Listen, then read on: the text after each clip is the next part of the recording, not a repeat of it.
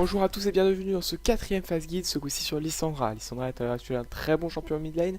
Nous allons commencer par découvrir son kit de sorts.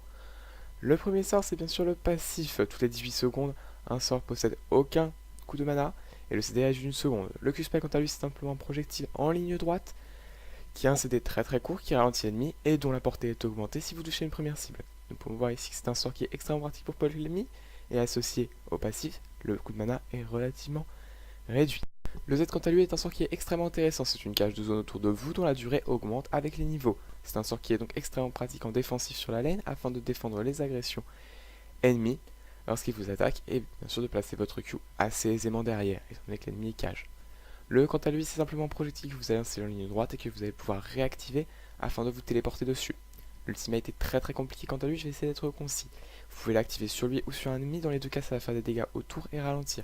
Si vous l'activez sur vous, ça vous zonia et ça vous régène des PV. Si vous l'activez sur un ennemi, ça le stun pendant 1,5 secondes.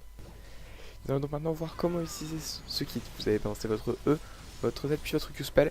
Faites bien attention à dodge tout en partant. Au level 6, balancez votre E, lancez votre ultimate dès que vous avez la portée, le Q-Spell, l'ignite et balancez votre Z également si vous avez la portée. Ce kit est donc également très fort pour décal, balancez votre E, votre ultimate et votre Q. Vous pouvez également balancer votre Z juste avant si vous allez porter, exactement comme en phase de lane. N'hésitez donc pas à multiplier les dégâts comme ici au bot, et surtout pendant les trades ennemis, c'est donc très facile de récupérer des kills.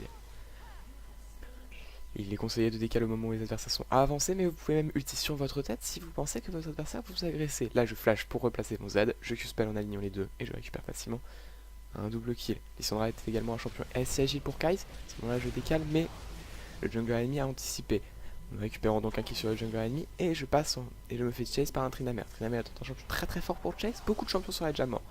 Heureusement avec mon slow et mon ultimate je parviens à créer de la distance. Et l'ultimate pour essayer de l'ulti, je passe de l'autre côté avec mon E et le Tryndamere réussit à prendre le kill. Lissandra est également donc un très bon champion pour catch, n'hésitez pas à le faire avant chaque teamfight comme ici en balançant votre E, votre ultimate, votre Q et votre Z à la sortie de l'ulti. Vous pouvez également défendre des alliés avec votre ultimate en stunnant l'ennemi principal qui fait des dégâts.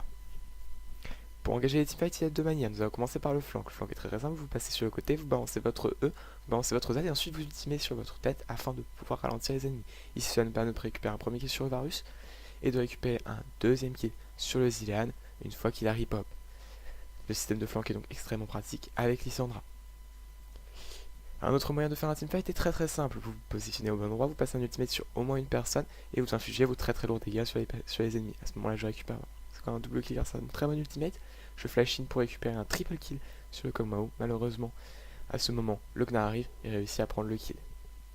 Vous pouvez également faire des très bons teamfights sans trop vous mouiller. À ce moment-là, je balance un Q-Spell, mais mon ennemi fuit. Nous récupérons donc un premier kill. Là, à ce moment-là, le Corki tente de poke. J'ultimate pile au moment où je l'ai porté. On peut récupérer un premier kill.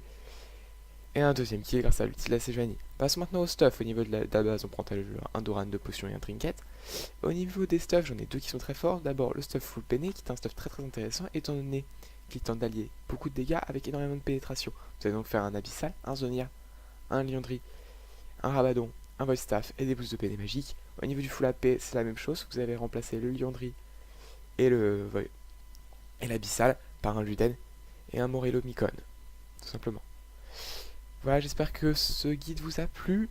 Rendez-vous la semaine prochaine pour un autre guide et mardi prochain pour un flash e-sport très intéressant du début des Worlds.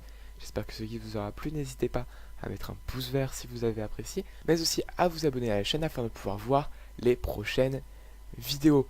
Vous pouvez aussi poster un commentaire afin que je puisse m'améliorer. Bonne journée à tous, bonne game, bonne enquête et bonne victoire.